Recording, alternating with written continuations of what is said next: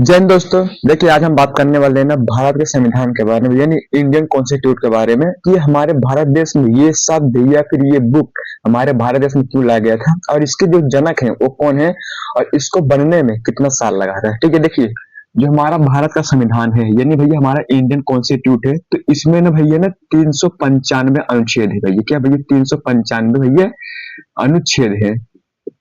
395 अनुच्छेद, और ये 395 जो अनुच्छेद है भैया वो ना भैया ना 8 इसमें जो कि अनुसूची है। कितने भैया? 8 अनुसूची है। ठीक है, और ये सब मिला जुला के जो भैया 22 भाग में है। कितने भैया? 22 भाग है।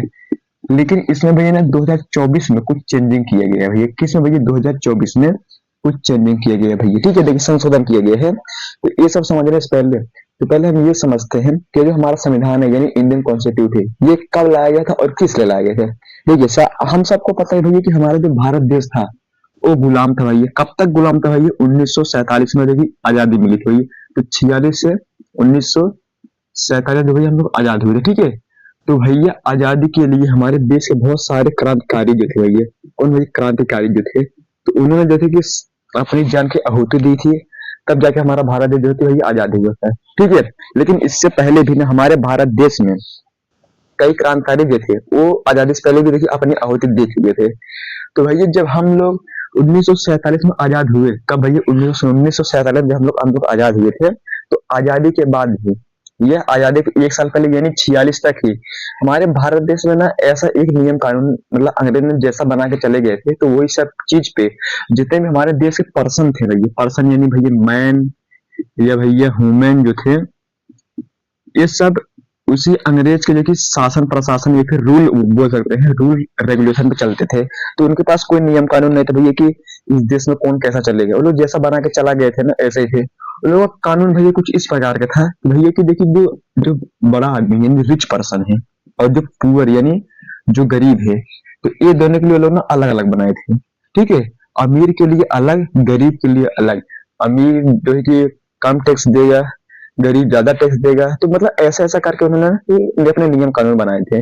लेकिन जो हमारे डॉक्टर भीमराव अम्बेडकर जी थे, कौन भैया? डॉक्टर भीमराव अम्बेडकर जी को हम लोग भैया ये बोलते हैं भैया कि ये जनक थे भैया किसके? संविधान के। कौन भैया? डॉक्टर भीमराव अम्बेडकर जो थे भैया, डॉक्टर भीमराव जो भैया अम्बेडकर जी थे,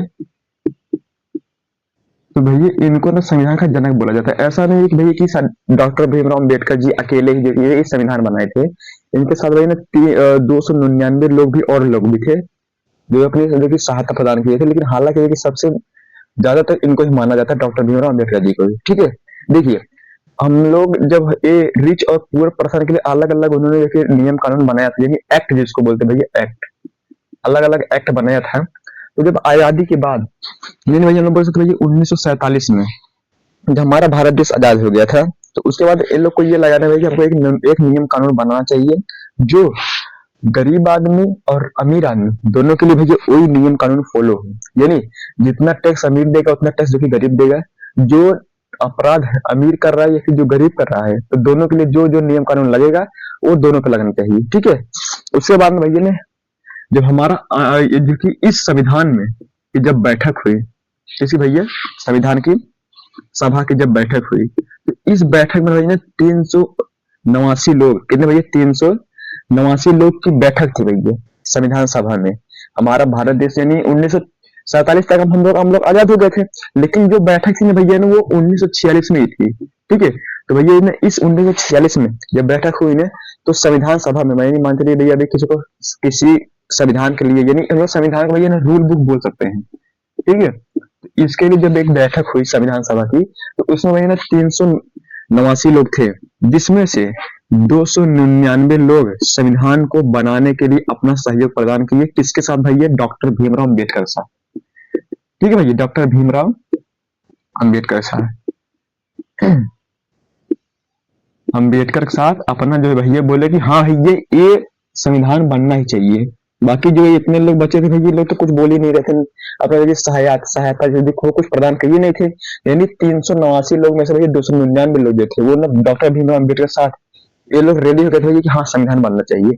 तो भैया अगर अगर कोई पूछे हुए कि संविधान कब बना था ना, तो भैया संविधान जो भैया वो 26 दिसंबर से लेके 26 दिसंबर 1946 से लेके ना भैया 26 नवंबर 1949 तक ये कंप्लीट हो गया भैया। इसको हम ये भी बोल सकते हैं भैया कि 2 वर्ष 11 माह और भैया 18 दिन। ठीक है, 2 वर्ष 11 माह और 18 दिन इतना कंप्लीटली इस संविधान बनने में लगा था। अगर इसी की पैसा की बात करें भाई कि कितना पैसा लगा था इस संविधान बनने में ना, तो भैया इस 2 वर्ष में 64 लाख रुपया लगा था। भाई कितना भैया? 64 लाख रुपया लगा था संविधान बनने में। 64 लाख रुपया खर्च हुए थे संविधान बनने में। ठीक है, और जैसे मान चलिए कि जो हमारे 26 नवंबर को जो ये बन गया था ना, तो इसी वजह से अंकित भी हो गया था भैया कि हाँ, इस संविधान में जितना चीज बना है वो चीज ना 26 नवंबर को ही हो गया था। लेकिन इसको ऑलरेडी पूरे इंडिया में ये बोलते भैया ना कि हमारे पूरे भारत देश में इसको लागू किया गया ना भैया 26 जनवरी। कब भैया? 26 जनवरी 1950 को। इस दिन भैया हम लोग ना गणतंत्र दिवस मनाते हैं भैया। क्या मनाते हैं भैया?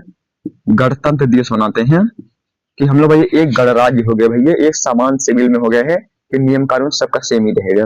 ठीक है, लेकिन 2024 में ना इस चीज को चेंज कर दिया गया भैया। चेंज का मतलब क्या कर दिया गया है, जो भैया इसमें जो कि 395 अनुच्छेद और 8 अनुसूची और 22 भाग थे ना, तो इसको चेंज करके भैया क्या कर दिया गया भैया ना, 395 को भैया कितना कर दिया भैया? 448 कर दिया गया है। और 448 अनुच्छेद है भैया, उसके बाद में भैया जो 8 अनुसूची है ना, इसको भैया 12 कर दिया गया भैया। 12 अनुसूची और जो 22 भाग है ना, उसको 25 कर दिया गया है। कितना भैया? 25 कर दिए भैया।